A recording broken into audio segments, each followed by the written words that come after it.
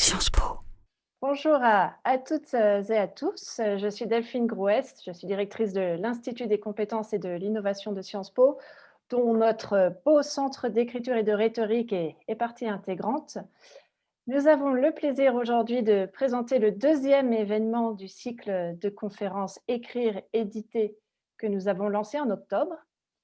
Donc, cette initiative place en son cœur la mise en exergue des coulisses de la création d'un livre, d'un roman, et la mise en avant du quatre mains auteur-éditeur. Un quatre mains non seulement au moment de l'éclosion du texte, mais également au moment de sa parution et le soutien, au moment du soutien de sa diffusion. Donc, lors de la première conférence, nous avions accueilli Isabelle Carré et Juliette Jost des éditions Grasset.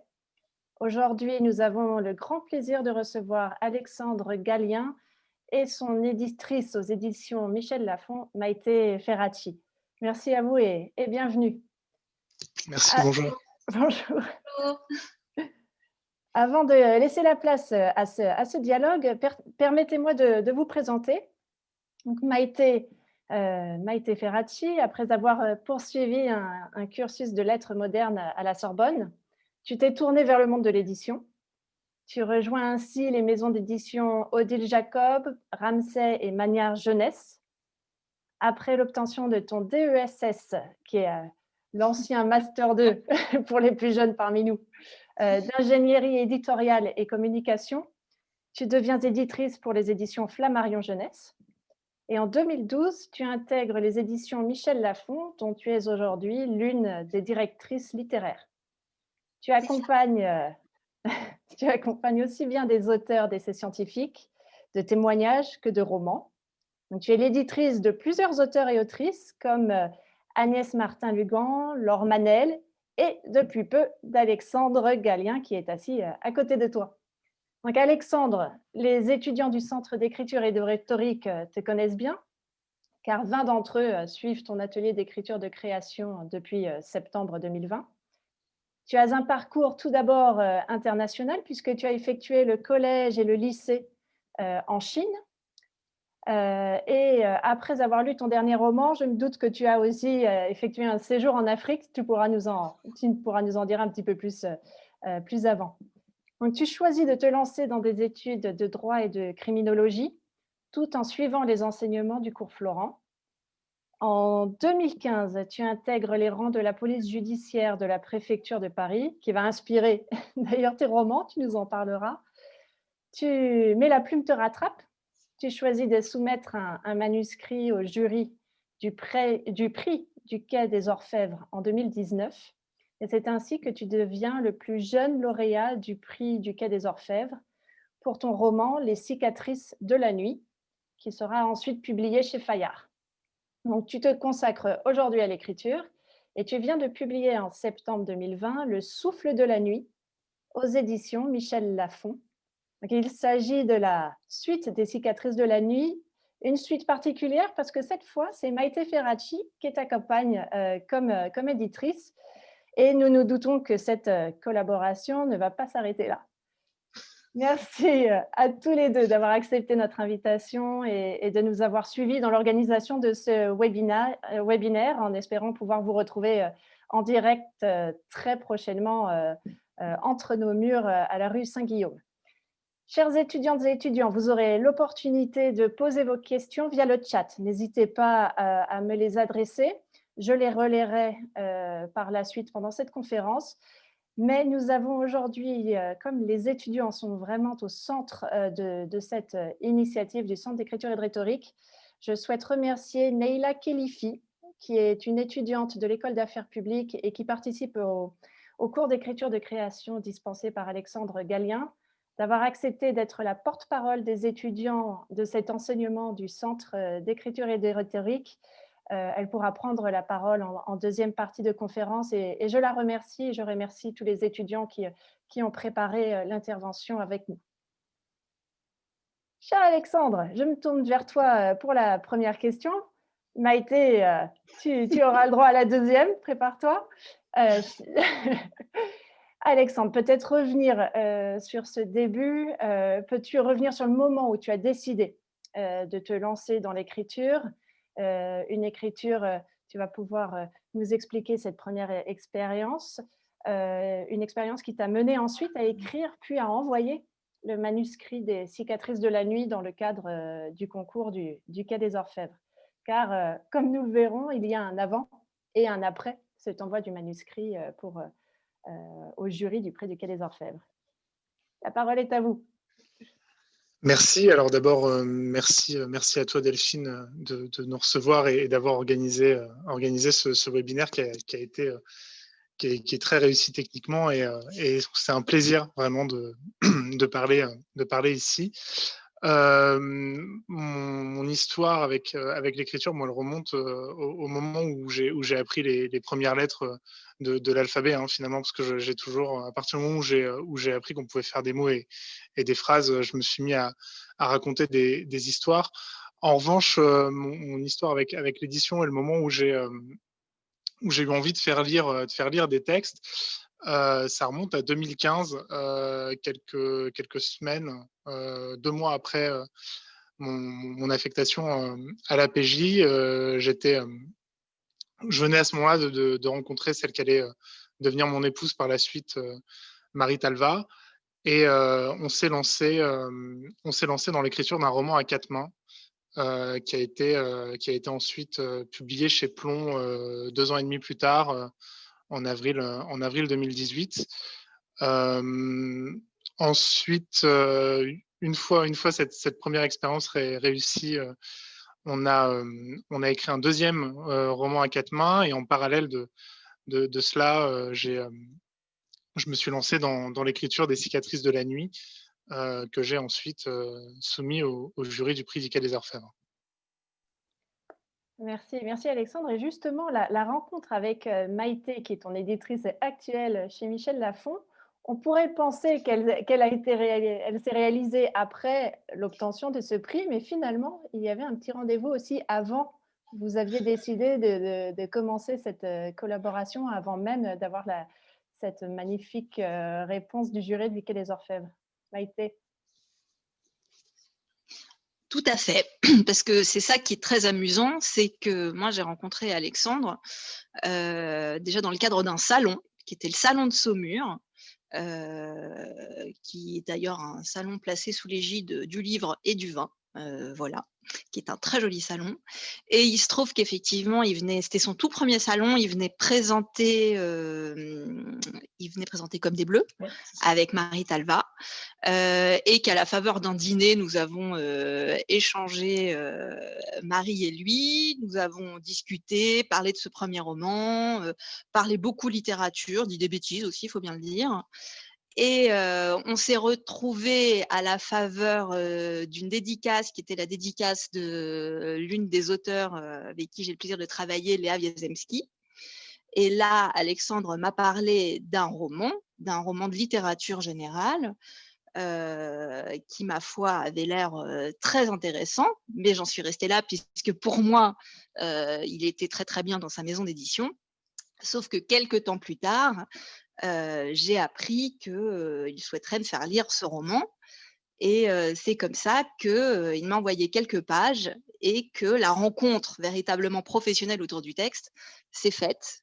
Et très rapidement, nous avons décidé de signer sur ce formidable roman à venir, puisque entre-temps, au moment de la signature, Alexandre était extrêmement embêté, il faut bien le dire, et qu'il m'a annoncé, un petit peu terriblement désolé, qu'il venait juste d'être finaliste du prix du Quai des Orfèvres. Et est-ce que ça poserait pas de problème pour la maison d'édition? Donc, c'était un petit peu la cerise sur le gâteau. Et donc, tout ensuite s'est enchaîné un peu magiquement, il faut bien le dire, par rapport à cette rencontre autour de la littérature générale, et ensuite les polars, et la suite des cicatrices, le souffle. Voilà. Très bien, c'est intéressant. D'ailleurs, tu parles de magie. On voit que Alexandre a récupéré l'image et la lumière en même temps. Justement, c'est extrêmement intéressant de voir qu'en fait, votre collaboration va se tisser avant cette réponse par rapport au Quai des Orfèvres, avec un projet qui va venir, ce que nous venons d'entendre. Et puis ensuite, vous avez réorienté le projet du fait de l'obtention de ce prix pour accompagner, toi Maïté, pour accompagner Alexandre à écrire le roman qui est la suite en fait et qui est sorti en septembre. Alors comment s'est fait ce moment où il y a eu un changement de projet comme ça? Comment vous en avez parlé et comment vous avez commencé ce travail d'écriture où là, Maïté, tu suivais Alexandre depuis la première page du second roman, Le souffle de la nuit? Je réponds, tu réponds. Je vais y aller. D'abord, on a terminé le roman de littérature générale. En fait, pour replacer un peu le calendrier, entre le moment où vous rendez votre manuscrit pour le prix du Quai des Orfèvres et le moment où vous apprenez que vous l'avez, il se passe 6 à 7 mois à peu près, pendant lesquels vous êtes noyé au milieu de 200 autres manuscrits et vous êtes persuadé que vous ne l'aurez pas. Donc, on se met pendant ces 6 à 7 mois à écrire un petit peu autre chose. Et puis bon, là, grande surprise, j'ai été le lauréat, donc on a réorienté le projet. Ça s'est fait en fait assez naturellement, c'est-à-dire que Maïté m'a posé la question, elle m'a dit est-ce que tu aurais envie de continuer le polar et de faire une suite? Est-ce que tu as des idées pour une suite? Et ça faisait très très longtemps justement que le sujet du souffle de la nuit mûrissait en toile de fond. Ça faisait peut-être 2-3 ans que j'avais cette histoire en tête. Et j'ai dit, écoute, figure-toi que oui, j'ai une idée. Et on s'en est suivi le souffle de la nuit et ce long travail. Voilà. Et Maïté, quels ont été les conseils donc, que tu as donnés à Alexandre au moment où il a obtenu ce prix? De tenir bon, parce que ça peut être très, très vertigineux, surtout aussi jeune. Je pense que je pense que c'est un peu le bon sens paysan qui a parlé. C'est-à-dire qu'il y avait vraiment un côté, la force du travail, se raccrocher au texte, ne pas succomber aux sirènes de la célébrité. Non, je pense que j'ai eu un discours assez caricatural, mais parce qu'il y a toujours un fond de sérieux, mais on se taquine beaucoup. Et que je savais que ça pouvait vraiment être impressionnant. Donc, moi, tout ce que je pouvais faire, et puis parce que c'est à mon sens ce pourquoi je travaille, c'était de raccrocher à du concret et du texte, et qui est d'inscrire dans une durée et pas dans une temporalité éphémère d'une célébration qui peut être très oppressante en fait. Donc, j'étais bien évidemment ravie pour lui et c'était absolument formidable. Mais il y avait un côté un peu protecteur qui avait envie aussi de le préserver et de maintenir sa bulle d'écriture pour pas que ça le bloque. Alors, ce côté protecteur, c'est quelque chose qu'on retrouve souvent hein, dans le rapport éditeur-auteur. Alexandre, justement, là, tu as commencé une collaboration avec Maïté, avec une éditrice qui était là du début jusqu'à la fin. Qu'est-ce que cela a changé pour toi au moment où tu as commencé la rédaction du Souffle de la nuit? Ça a été un peu le jour et la nuit. On avait déjà travaillé. Oh là là, mon Dieu, on fait des jeux de mots sans s'en apercevoir. On avait déjà travaillé sur ce roman de littérature générale, donc je connaissais déjà un petit peu la façon de bosser de Maïté et je savais à peu près comment ça allait se passer. Mais en fait, c'est incroyable d'être aussi soutenu et d'avoir quelqu'un sur qui on peut compter à ce point pour quelque chose d'aussi personnel et d'aussi intime que l'écriture. C'est-à-dire que la façon dont on a travaillé, c'est que très vite, moi, j'ai un rapport au texte qui est plutôt très personnel et c'est un peu c'est mon petit enclos à moi. Et, et naturellement, j'ai laissé quelqu'un venir mettre le nez à peu près toutes les semaines hein, dans ce petit enclos que j'avais et qui était mon écriture. Et en fait, ça a été une expérience formidable. Mais en fait, c'est assez éprouvant de donner une telle confiance, même si ça a été naturel. C'est très éprouvant de donner tout ça à quelqu'un. Ouais, voilà. Mais c'est beau, c'est une très belle histoire et surtout, c'est un beau rapport à l'écriture. C'est ça. Et Maïté, justement, dans ton rapport à l'écriture d'Alexandre, quels ont été les éléments, soit où tu l'as poussé à développer, ou justement retenu, ou cadré, ou est-ce que juste, c'était plus lui donner une grande marge de manœuvre? Comment est-ce que tu as travaillé avec lui? Parce que là, la relation que tu peux avoir avec ton auteur, est très différente des relations que tu as avec chacun de tes auteurs, en fait. Tu t'adaptes quand même au profil et à la trajectoire et au point où en est ton auteur à ce moment-là. Comment tu as travaillé avec Alexandre? Je dirais qu'il y a une constante pour tout le monde, qui est dans l'engagement et l'écoute, mais qu'après effectivement, c'est à la carte selon la personne et les techniques de chacun. Je pense qu'Alexandre, ce qui était particulier aussi, c'était que le pauvre, s'est retrouvé à devoir écrire il parlait de son enclos d'écriture, mais il avait aussi un enclos, qui était lié au fait qu'il a dû écrire en plein confinement. Donc je dirais qu'il y avait aussi un accompagnement de ce point de vue-là pour dire, «Ça va aller, faut respirer», en fait.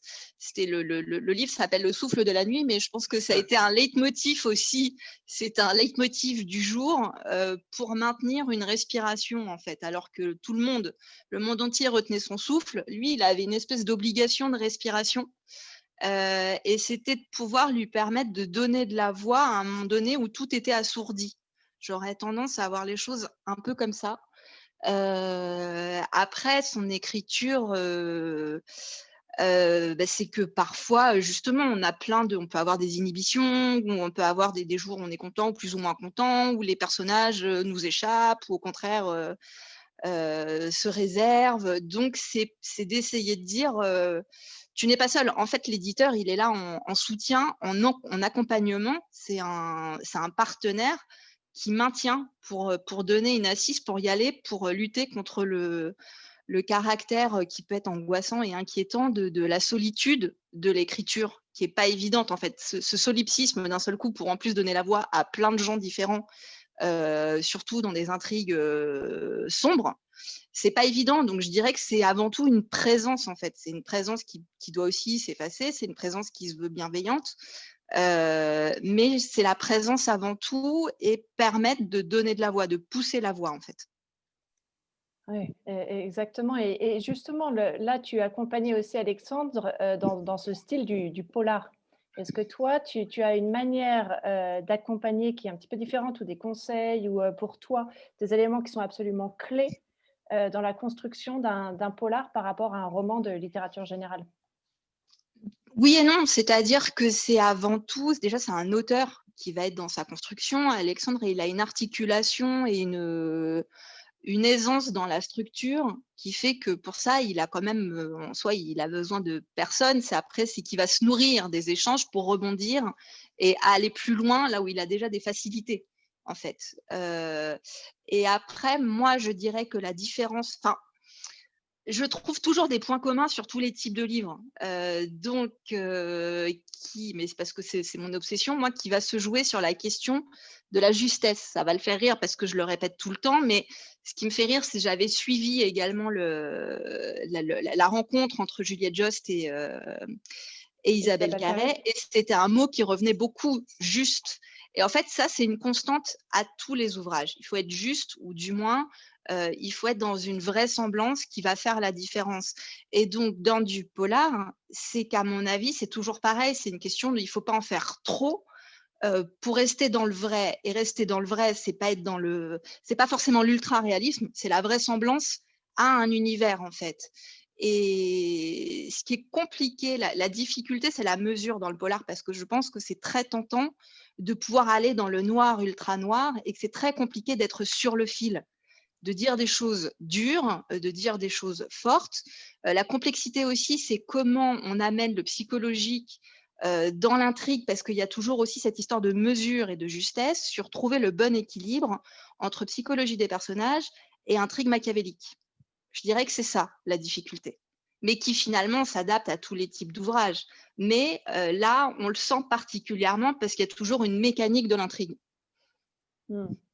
Ouais, c'est exactement ça et justement, Alexandre, le fait de devoir reprendre ton personnage alors que tu t'étais lancé dans un autre projet après Les cicatrices, de la nuit, reprendre le personnage, relancer une nouvelle intrigue, le faire revenir d'Afrique où tu l'avais envoyé, après ton premier roman.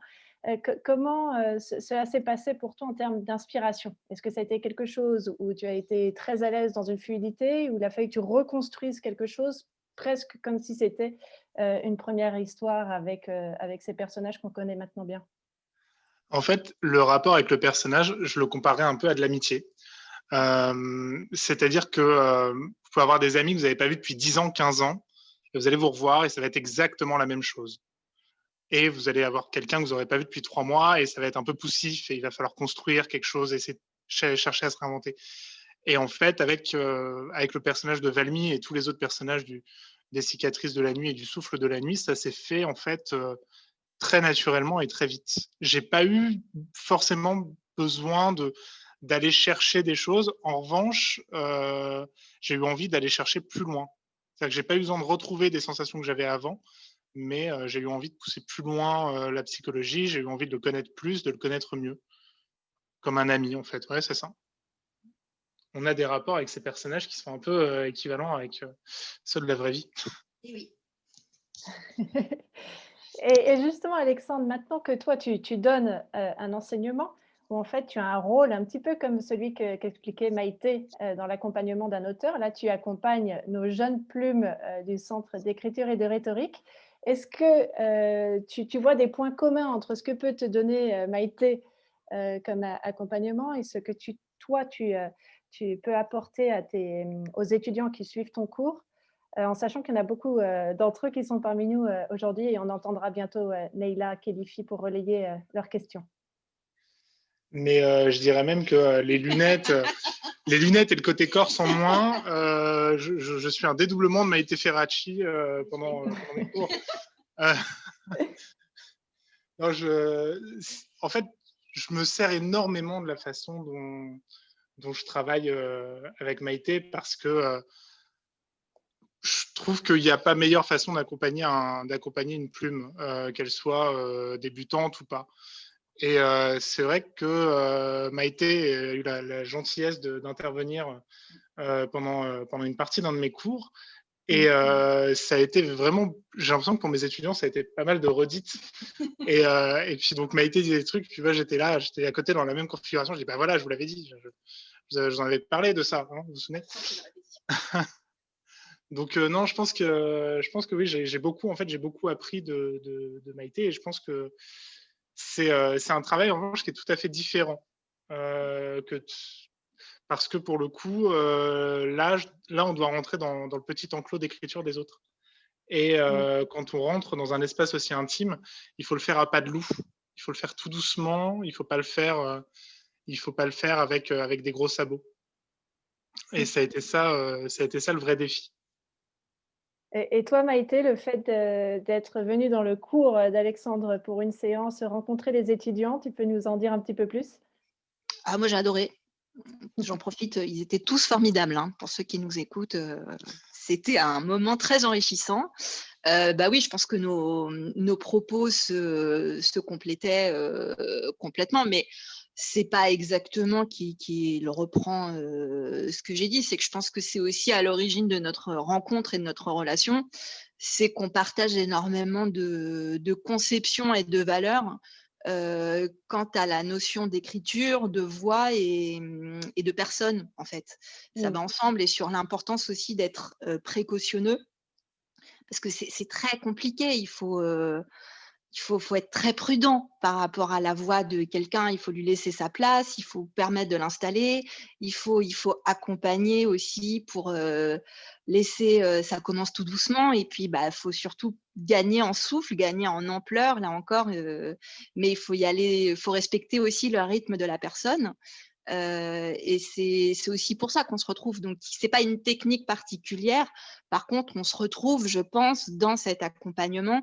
Et puis, je crois aussi que chacun à sa façon, on est très respectueux de ceux qui s'engagent dans cette voie et cette volonté d'expression. On est dans une époque de difficultés de communication et d'échange. Donc, on est d'autant plus soucieux d'accompagner et de pouvoir faciliter ceux qui vont à l'encontre de ça et qui veulent faire entendre une voix. Faire entendre une voix, l'expression. Non, mais non, on ne t'arrête pas, Maïté. C'est passionnant ce que tu dis et tu résumes aussi le projet de ce centre d'écriture et de rhétorique qui souhaite justement que les étudiants puissent trouver un espace d'expression et faire éclore une voix qui est la leur, avec des écrivains et puis des éditeurs qui viennent les aider comme des parrains, marraines dans cette aventure de l'écriture ou de la prise de parole en public d'ailleurs. Et donc peut-être avant de passer aux questions, aussi peut-être aborder le sujet, là on a parlé beaucoup de l'accompagnement dans l'écriture, et une fois que le roman est publié, il y a une autre étape qui est faite de porter et accompagner la diffusion. Alors évidemment, il y a un côté accompagner la diffusion, de la communication par rapport à l'apparition du livre, mais aussi un accompagnement de l'auteur à ce moment-là, parce que c'est une autre vie qui s'ouvre à ces moments-là. Voilà, votre réaction parle d'elle-même. Est-ce que vous voulez nous en dire un petit peu là-dessus? Peut-être Alexandre puis Maïté. Alexandre, je t'ai désigné.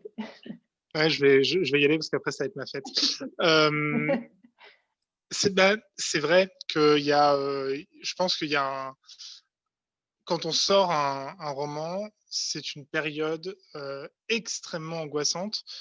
Quand on sort un roman après un prix qui s'est très bien vendu, je pense que l'angoisse est exponentielle parce on s'attend soi-même déjà un peu au tournant, on est un peu attendu et surtout, c'est ce que je ne cesse de répéter à mes étudiants. Pourquoi est-ce que les écrivains sont angoissés? C'est parce qu'on se remet en question à chaque mot, à chaque phrase, à chaque paragraphe et donc à chaque livre.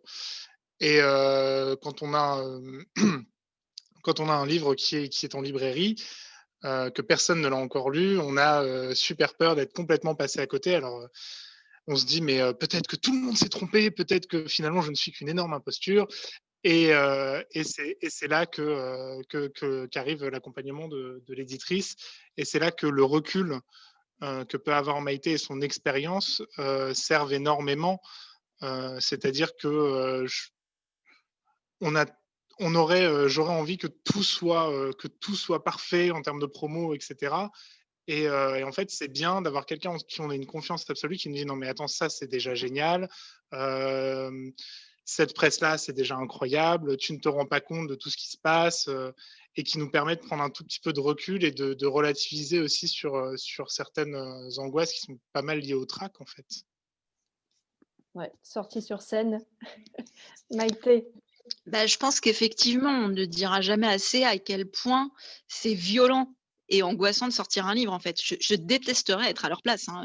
C'est beaucoup plus agréable pour moi de les rassurer parce que même comme ça, je peux avoir mal au ventre parce qu'en fait, on est aussi des éponges. Malgré tout, on a beau dire oui, on se met un peu à distance, etc.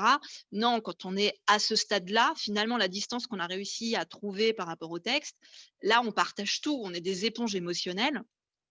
Donc on est vraiment pleinement conscient de ce que ça représente. Après, bien évidemment, nous, la force qu'on a déjà, c'est qu'en plus, et c'est ça qui est important, on n'est plus seulement la force en tant qu'éditeur, on est la force d'une maison. Enfin, nous, on est une maison extrêmement fédératrice, qui a une espèce d'esprit de corps vraiment à l'ancienne. Donc, il a toute une maison derrière lui. Et c'est ça qui est génial, c'est que la maison d'édition, par exemple, les éditions Michel Lafon, ils nous laissent une bulle pendant tout le temps de travail du texte. Mais après, on a toute la machine qui se met en route et là, c'est parti. Donc, je pense que c'est aussi rassurant pour l'auteur qui est plus non plus dans ce seul dialogue avec son éditeur, ce qui permet également de temporiser mais peut-être qu'elle aussi, elle s'est plantée parce qu'on était trop fusionnel. Alors que non, parce que justement, effectivement, par l'expérience, on a un socle, c'est-à-dire que nous, on a malgré tout une expérience. Après, ça peut arriver, mais on s'est donné les moyens de savoir si on était prêt ou pas. Donc, il y a quand même un socle concret. Je reviens à la matière, au cœur du texte, pour moi, qui permet malgré tout de se rassurer. C'est de se raccrocher tout le temps à ça pour couper court aux angoisses et justement aux exigences qu'on peut avoir, aux attentes qu'on peut avoir. On se dit, si j'ai mis toutes mes tripes, au moins j'ai cette satisfaction-là. Moi, c'est vraiment ce sur quoi j'essaie de mettre l'accent. Et en plus, je pars du principe que heureusement que tout n'est pas parfait du premier coup, parce que sinon, il n'y a plus qu'à se suicider. Il y a un côté où si le livre parfait, il sortait tout de suite, qu'est-ce que la vie sera ennuyeuse. Alors, Je ne dis pas qu'il faut un parcours semé d'embûches.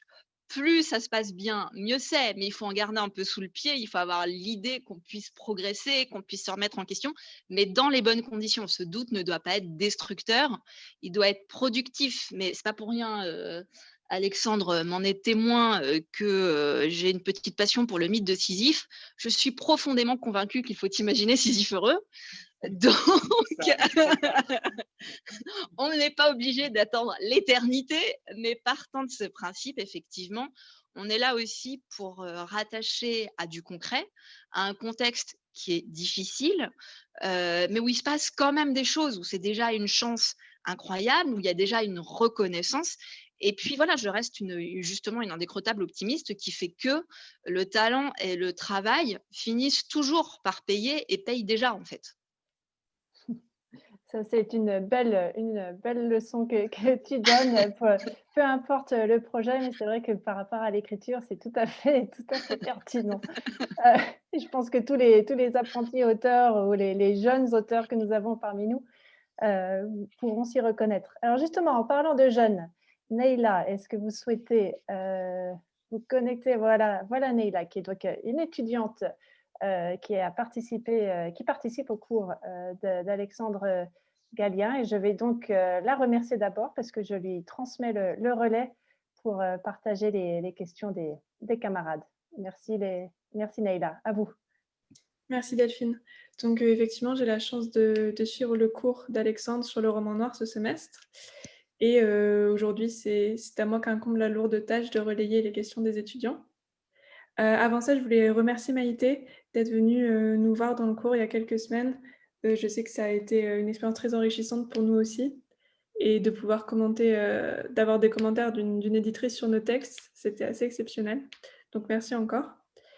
Donc je vais tout de suite embrayer sur les questions des étudiants. Vous avez déjà parlé un peu de ça.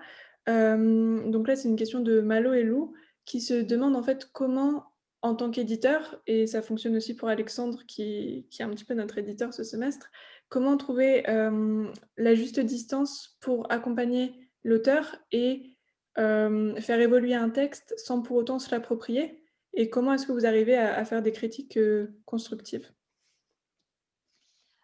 Parce que contrairement à ce qu'on pense, ça vient assez naturellement dès lors qu'on sait où est sa place. L'éditeur, il n'est pas auteur du tout. Par contre, il est à l'écoute et il doit entendre, c'est-à-dire qu'il va lire, mais en lisant, il doit entendre ce qu'on veut lui dire. Et ce qui fait qu'il ne va pas projeter le texte que lui voudrait, c'est que moi, je considère que j'essaye de mettre au jour ce qu'on voulait me dire, mais qu'on n'a pas tout à fait réussi. C'est-à-dire que je suis en mesure de pouvoir déterminer ce passage-là, il est vraiment très bien et je sais que là, j'ai la patte d'un auteur, mais là, je ne le retrouve pas. Il s'est un peu effacé. Donc, qu'est-ce que je peux faire pour l'aider? Mais il ne s'agit pas de faire à sa place, en fait. Il s'agit de l'accoucher. C'est ce qu'on appelle la maïeutique éditoriale. C'est un peu le même principe que la maïeutique socratique, hein, parce que c'est ce qu'on dit dans le mettre au jour et accoucher et accompagner. Dès lors que vous savez où vous situez, ça ne pose pas de problème en fait. Et en plus, ce qu'il ne faut pas oublier, c'est que c'est avant tout un dialogue. C'est-à-dire que je n'impose pas des choses, je propose. Et qu'à la limite, ma proposition ne va pas être retenue, mais on sait que ça va ouvrir un dialogue sur lequel on va échanger. Oui, bah, tu as tout dit, tu n'imposes pas, tu proposes, c'est sûr. Pour être tout à fait honnête, il y a un truc qui va différer, je pense, dans mon approche avec vous, c'est que je suis auteur et la question que je me pose tout le temps, c'est il ne faut surtout pas que je me dise comment est-ce que moi je l'aurais écrit. Parce que, c'est ça, c'est que je pense qu'il faut aussi se connaître en tant qu'auteur avant de se lancer dans cette aventure-là, connaître ses tics d'écriture grâce justement à des éditrices et à mon précédent éditeur, j'arrive à voir où se trouve ce qu'on pourrait appeler une patte en fait. Et essayer de ne pas mettre dans vos textes à vous la patte d'Alexandre Gallien, parce que ça n'aurait absolument aucun sens. Plutôt essayer de trouver la vôtre et de vous dire, ben voilà, ça c'est du Neila, ça c'est du Malo, ça c'est du Lou. et dire, voilà, là, vous m'avez fait du Neila, ou là, vous m'avez fait un truc qui n'est pas du Neila. Oui, précise. Parce que c'est d'ailleurs un tic que peuvent avoir les aspirants, les jeunes éditeurs. Le petit tort qu'ils peuvent avoir, c'est dans un premier temps, c'est de se dire « Ah, mais moi, je l'écrirais comme ça ». Mais non, parce que c'est pas du tout ça qu'il faut faire. La tentation de la réécriture, ça fonctionne pas comme ça. Il ne s'agit pas d'écrire comme nous, on l'écrirait, ou comme nous, on voudrait le voir. Il s'agit de comprendre comment l'auteur voulait l'écrire, mais ne l'a pas encore trouvé tout à fait.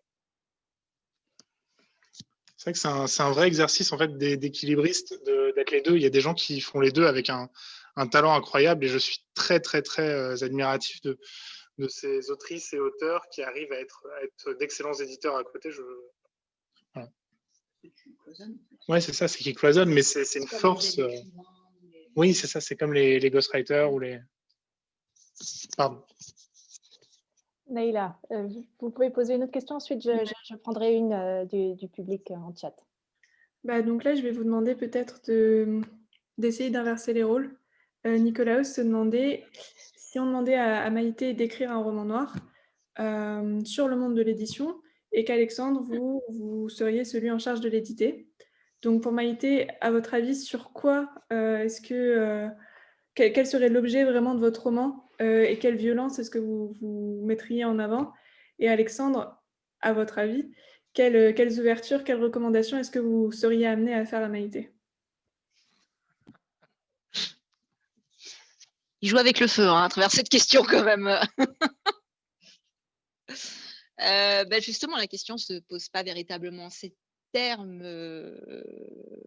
puisque justement, je suis très clairement éditrice et pas auteur. Maintenant, je pense que ce serait un côté roman noir, mais un peu farcesque, il faut bien le dire, et sur un petit côté extension du domaine de la lutte. Il y aurait des choses à dire sur les dessous et les modes de fonctionnement probablement, mais qui sont plus intrinsèques au monde de l'entreprise en général, et qui après peuvent donner lieu à des choses plus humoristiques ou plus absurdes dès lors qu'on est on est dans un sujet, dans un domaine artistique qui du coup amène nécessairement à de la subjectivité et à de l'ego. Donc il y aura forcément, ça donne de la matière. Donc c'est très facile de l'exploiter et de tirer ce fil-là. Je reconnais bien dans cette question le Nicolaos et la patte Spip qui consiste à tout inverser et à élargir le champ des possibles. Qu'est-ce que je dirais à Maïté si je devais l'éditer? Je pense que je prendrais tous ces tics qui finalement sont parfois les mêmes, parce que en fait les conseillers sont parfois pas les payeurs, et ce que je vous conseille à vous en tant qu'étudiant, je me l'applique à moi-même, et je dirais, tu sais ce que me dit Maïté Ferracci généralement? Elle me dit ça, et puis je lui dirais aussi d'arrêter de se cacher derrière des vannes et de se livrer un petit peu plus, parce que c'est un conseil qu'elle me donne aussi beaucoup. Oui, c'est à peu près sûr. Ouais. Oui, je disais, c'est à peu près sûr et certain que justement ce que nous, on peut faire passer en tant qu'éditeur par le biais de l'humour pour dédramatiser, si on garderait les mêmes ressorts, la même personnalité, évidemment que lui, en tant qu'éditeur, me dirait d'arrêter de me cacher et de justement d'y aller, de déployer les choses. C'est ça.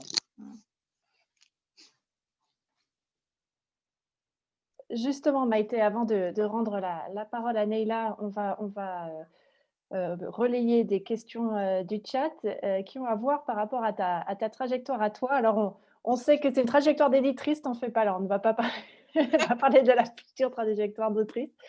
On a une question de Jeanne qui demande quel est le parcours professionnel de Madame Ferracci et comment elle en est venue à l'édition.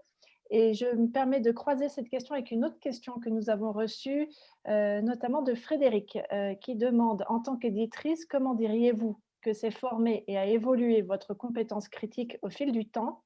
Et il ajoute, avez-vous plutôt choisi de connaître le plus possible de romans noirs ou bien d'utiliser vos expériences de lecture générale? Voilà 2 questions pour toi, Maïté. Puis Alexandre, tu n'hésites pas si tu veux rebondir. C'était quoi la première question déjà? Le parcours Ah, ma professionnel. trajectoire. Oui, c'est ça, pardon. Comment t'en es venue à l'évolution entre les Alors, peut-être. en fait, c'est un peu comme Alexandre qui expliquait tout à l'heure qu'en tant qu'auteur, ça a commencé tout petit. Moi, c'est après coup que je me suis rendu compte que depuis mes débuts de lecture, dès l'apprentissage du CP, hein, grosso modo, sans le savoir, j'étais déjà dans une dimension d'éditeur. Parce que toutes mes lectures critiques, je pense que je fais partie des espèces d'obsessionnels un peu faillots, qui pour le plaisir faisaient des fiches de lecture critiques dès très tôt, en fait, et qui étaient dans une appréhension qui était un peu différente de ce qui se faisait déjà. Et c'est après coup que tout s'est mis en perspective. Donc, je dirais que l'évidence m'est apparue, alors qu'en fait, c'était un processus qui était très ancien. Et après, du point de vue de mon parcours, en fait, j'ai fait un parcours assez classique. Alors, très clairement, j'ai tout de suite été très orientée vers les lettres, hein, et par goût et par compétence. Du moins, disons que les matières scientifiques n'ont pas trop voulu de moi. Et que j'ai fait 3 années de classe préparatoire, qu'assez rapidement, j'ai su que je ne voulais pas être dans l'enseignement, du moins dans un premier temps. Parce que j'avais justement j'ai une vision très idéale et très exigeante de ce métier et je m'en sentais absolument pas capable dans mon approche. Et je savais que j'avais besoin d'un échange, d'un dialogue avec les textes. Donc, dans un premier temps, j'ai pensé que je trouverais ça dans la recherche. Pas du tout. La recherche en lettres, en tout cas, m'a complètement dissuadée de poursuivre dans cette voie, même si je reviens à la recherche plus tardivement.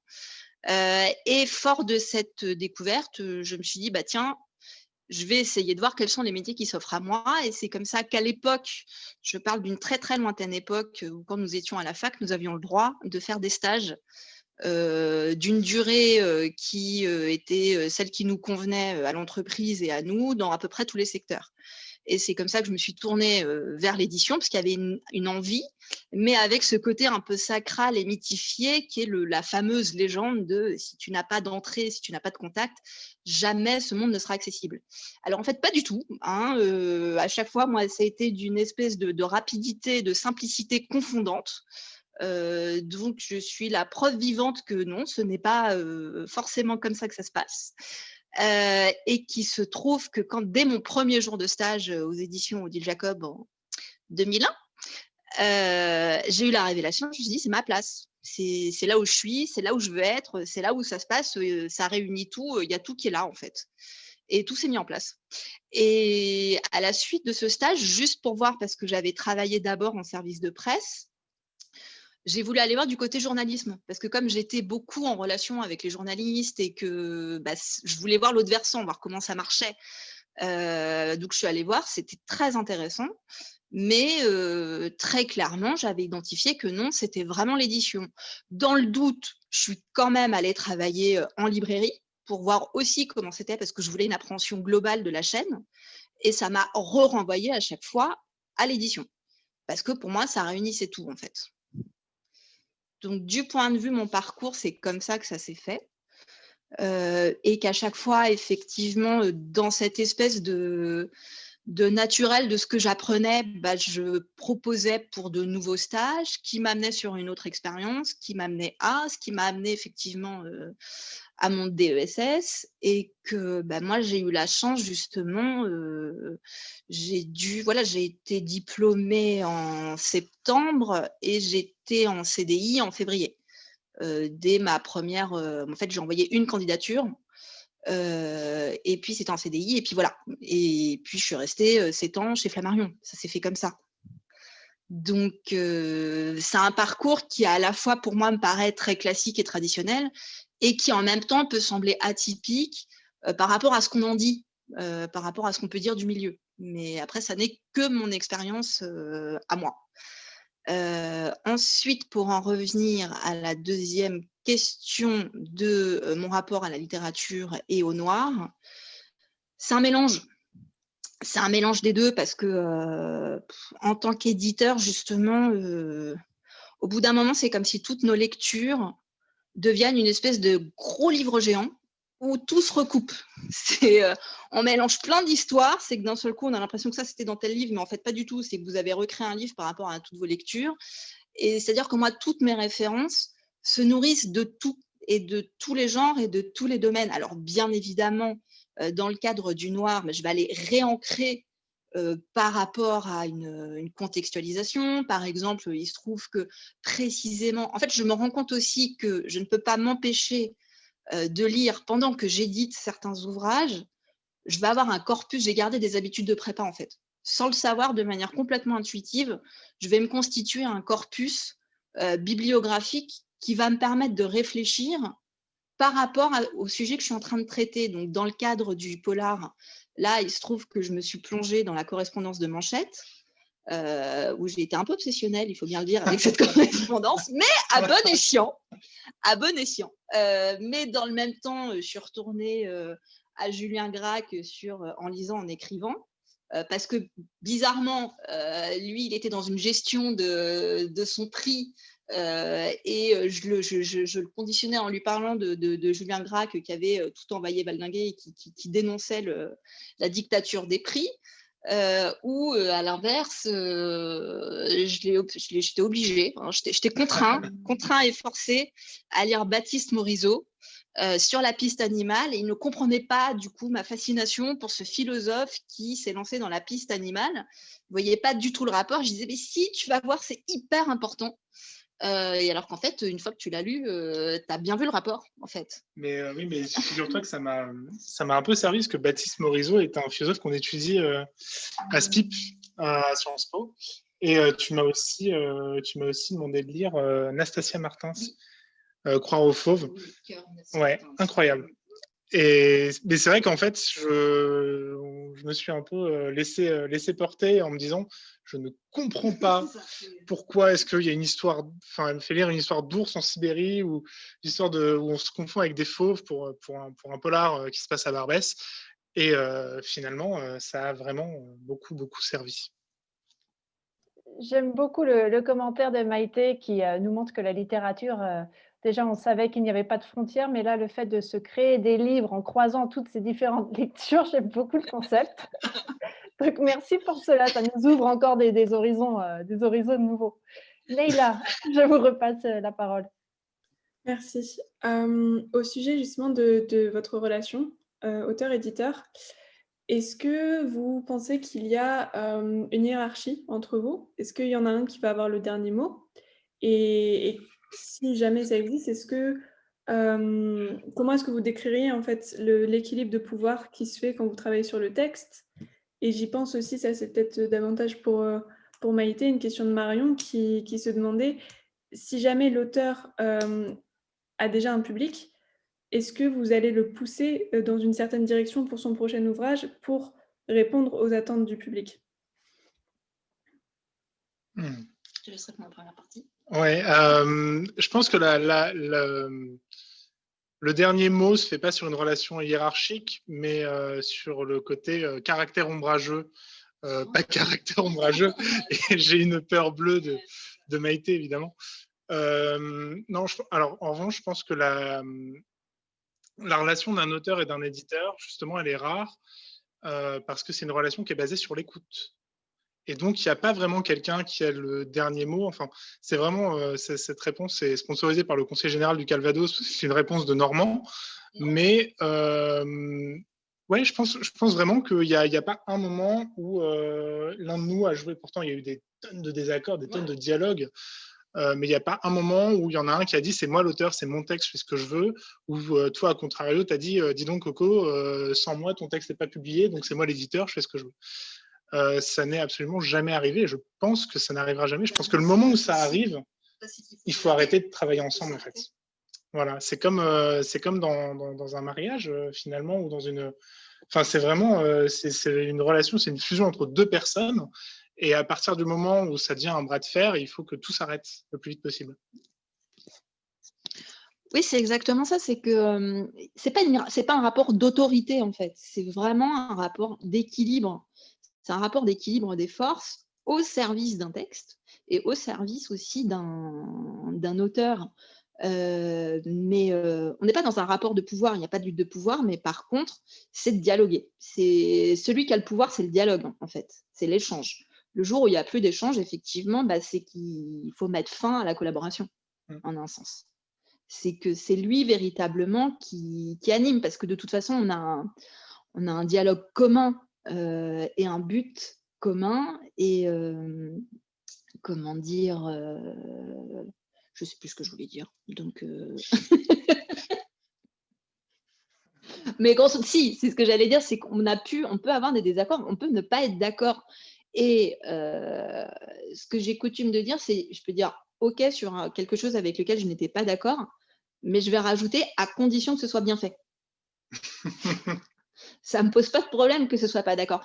Et d'ailleurs, là, actuellement, j'ai le cas sur un texte que j'éditais, où je me suis rendu compte que je n'étais pas du tout d'accord avec un personnage et je voulais absolument… D'un seul coup, je me suis juste dit, il a complètement le droit d'être complètement comme ça, ce personnage. Il n'est pas obligé de me plaire. C'est pas le but, en fait.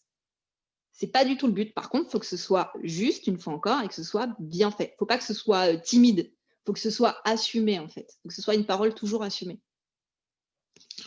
Oui, c'est ça. J'aurais pas dit mieux. Et puis, c'est vrai qu'après, la relation à deux, ça devient un vrai duo. Enfin, quasiment, on en est à aller faire des enterrements de vie de garçon pour animer les trucs. C'est vraiment… ouais. Il y a quelque chose qui se fait à deux, une synergie. Et il y a évidemment, par moment, capitulation d'un côté ou de l'autre, mais sur des bases argumentées. Puis on échange, c'est-à-dire qu'on sait qu'on va capituler à un endroit, mais on obtiendra gain de cause à un autre. En fait, c'est un échange de bons procédés. Oui, c'est ça. C'est très, très diplomatique. Je me permets d'orienter peut-être plutôt sur votre dernier roman, Alexandre. Je sais qu'il y a une part assez importante qui a été laissée à la recherche documentaire. Et donc, est-ce que vous vous êtes partagé le travail de recherche documentaire à deux, ou est-ce que c'était quand même plutôt Alexandre qui prenait les rênes là-dessus? Je vais répondre, raconter mon histoire avec Maïté au niveau de la documentation, parce que ça a été ça. C'est vraiment ça que j'ai découvert. Je connaissais, on avait déjà travaillé ensemble sur un roman qui était beaucoup plus introspectif et donc qui nécessitait absolument aucune documentation, ou vraiment très très peu. Là, pour celui-là, il y a plein de points sur lesquels on ne pouvait pas se permettre des approximations. Et c'est là que j'ai découvert la rigueur de Maïté. On a fait le tour de toutes les librairies africaines de Paris. On a fait le Quai Branly en long, en large et en travers. On a lu tous les deux, en fait, les mêmes ouvrages, en échangeant dessus ensuite et en essayant de créer une sorte de ping-pong intellectuel pour savoir exactement comment on allait tirer les fils de ces lectures qu'on avait. Et je dois avouer que Maïté a été vraiment précieuse dans cette recherche, parce que tu m'as beaucoup aidé à débroussailler les choses. Tu m'as filé, je me souviens que je suis parti en Bretagne avec dans ma valise plus de livres que de vêtements, tant tu m'avais donné des lectures. Comment? Tu n'avais pas besoin de vêtements. J'avais pas besoin de vêtements. Oui, non, tu as tout à fait raison. Un pyjama, des charentaises, voilà. Et c'est terminé. Mais non, c'est vrai que la part de documentation était incroyable, et heureusement que tu étais là pour ça, et heureusement que j'avais quelqu'un pour partager le travail, parce que en fait, attaquer une montagne à deux, c'est moins difficile. Oui. Mais après, je temporiserais aussi, parce que c'est que là, la situation était particulière du fait du confinement, du fait que malgré tout, tu étais censé partir 2 jours avant le confinement pour le Nigeria. Donc, il fallait que je puisse te redonner une impulsion là où il y avait eu une espèce quand même d'immense déception. Donc, il fallait être force de proposition pour relancer une machine qui n'était pas du tout… elle n'était pas bloquée, mais elle était juste un peu grippée parce qu'il y avait une déception, à gérer. Parce qu'après, sinon, c'est un équilibre. Bien évidemment, c'est l'auteur qui est partie prenante et son éditeur peut l'aiguiller, peut l'accompagner. On n'est pas obligé d'avoir tout lu non plus parce que justement, la fraîcheur fait que on va poser des questions plus néophytes. Mais là, en l'occurrence, je pense que c'était aussi dans le cadre du confinement, on était à deux, quoi. On était vraiment à deux pour pas être livré seul par rapport à cette frustration terrible et dire non, on est là, on va y aller, on est plus fort à deux et tu vas y arriver, quoi. C'est vrai que ça a été ce voyage avorté, ça a été terrible. Maïté a raison. Là, je crois que je devais partir, je crois, le 15 mars ou quelque chose comme ça. Et le 13 mars, j'étais encore avec l'attaché de sécurité intérieure au téléphone, en train d'essayer de gérer les derniers trucs pour le départ au Nigeria, où je devais partir, je crois, 3 semaines, 3 semaines, un mois, je ne sais plus, refaire la route des réseaux de prostitution, rencontrer des assos, rencontrer des acteurs locaux, etc. Et là, il a fallu se réinventer, il a fallu faire face. Oui, c'est ça. C'était complètement un autre livre. Tout à fait. Pardon, on prend beaucoup de temps à répondre à cette question. Merci beaucoup. Je pense que c'était effectivement un challenge conséquent. Et d'un point de vue de l'inspiration, justement, donc une question d'Esmé, quel auteur, autrice vous inspire? Et si vous deviez conseiller en ce moment un auteur à lire à des jeunes gens ou à des plus âgés, qui est-ce que vous choisiriez? Il y en a tellement.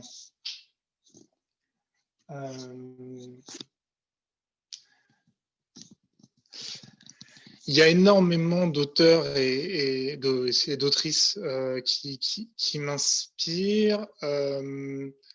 Si je devais conseiller un auteur à qui ne l'a pas lu, je dirais Romain Gary. C'est un classique, mais c'est justement parce que c'est un classique que si je devais en choisir un, je choisirais celui-là. Et moi, je dirais à peu près tous les livres de Kessel. J'étais sûr que bah oui. Pour le mythe de Sisyphe.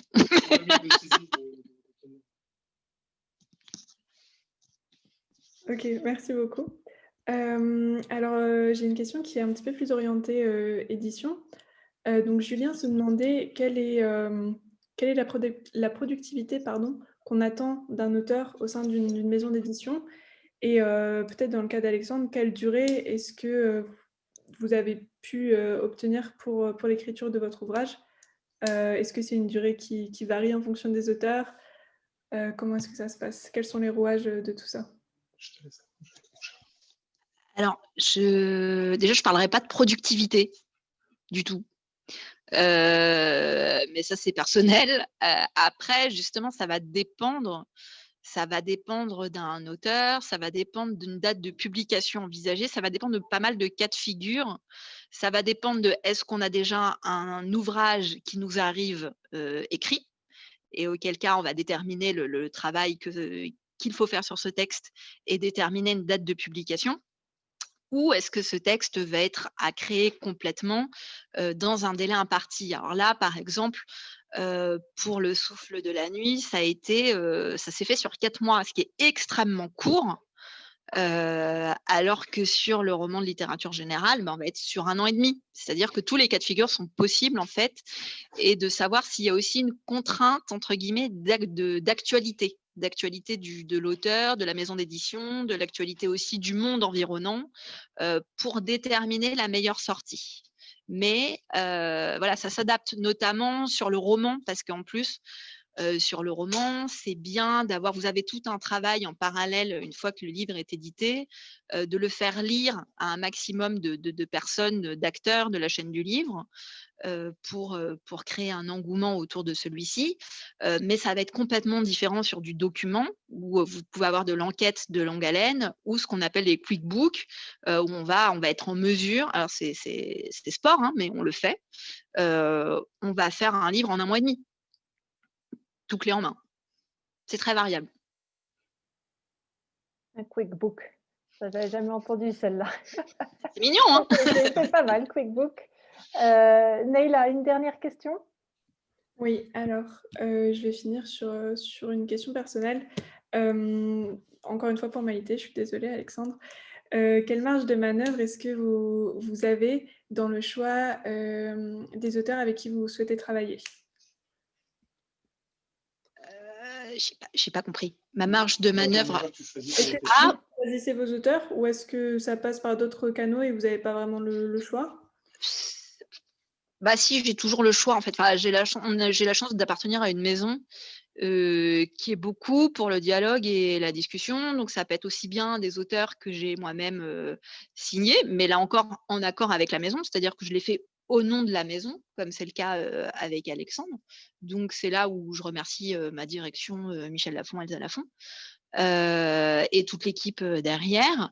Et après, même des auteurs qui sont signés par d'autres personnes, j'ai le choix en fait. Et c'est parce qu'aussi on réfléchit toujours à quel serait le bon alliage, le bon binôme à créer.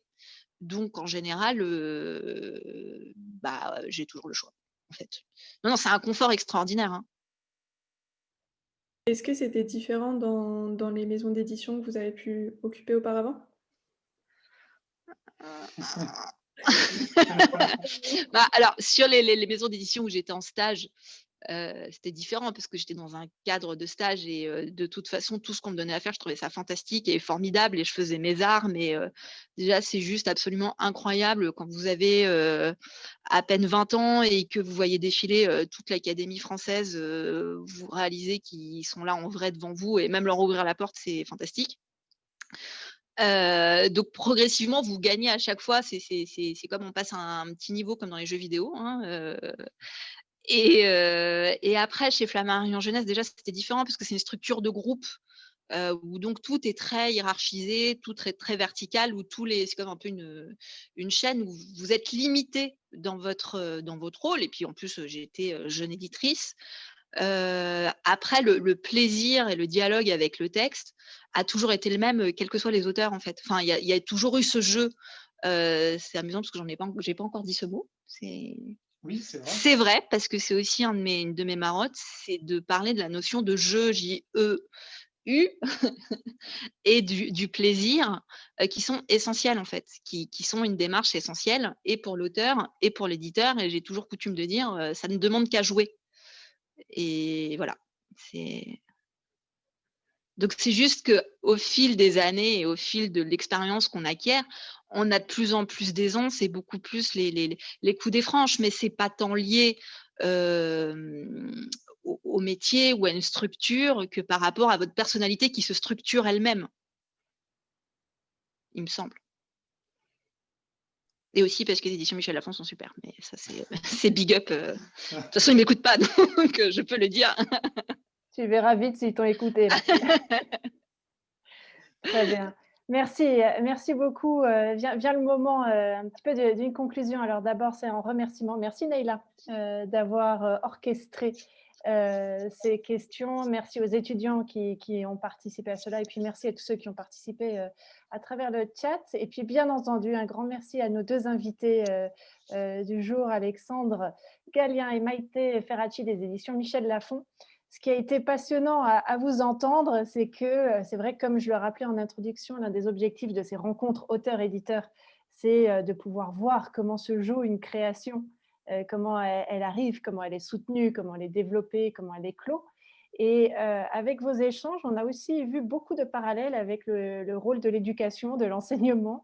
Vous avez parlé beaucoup d'accompagnement, de mise en confiance, le fait qu'un auteur s'exprime, à développer différents champs d'expression, les échanges, parce que ça aussi, en cours d'atelier d'écriture, de création, il y a beaucoup d'échanges entre étudiants par rapport à leur propre écriture créative. Et c'est vrai que ça, dans l'enseignement, c'est quelque chose de très important et qu'on souhaite soutenir nous aussi dans l'interaction, dans l'intelligence collective.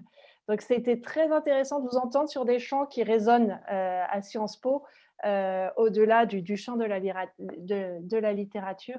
Et puis, merci de montrer d'avoir été l'illustration de cette relation si particulière entre un auteur et son éditeur et une éditrice et son auteur. Cela ouvre un champ énorme. Et puis, je note avec les étudiants, les questions des étudiants qu'il y a un intérêt fort pour l'édition.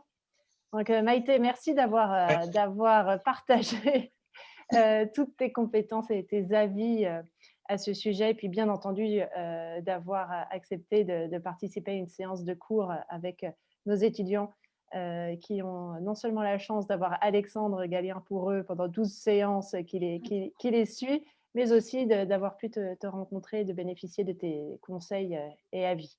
Et merci encore parce que c'est compliqué toujours d'interagir dans ce type de médias avec le côté webinaire.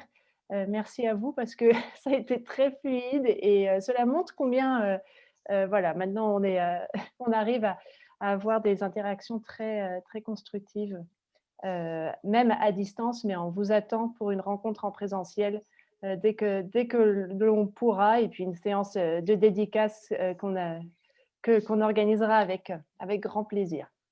Et puis, je souhaite remercier enfin l'équipe du Centre d'écriture et de rhétorique qui nous a aidés pour l'organisation de cet événement, notamment Esther Rogan et Sandra Lézet, et puis aussi notre équipe audiovisuelle pour cette réalisation. Maïté, Alexandre, un mot pour la fin?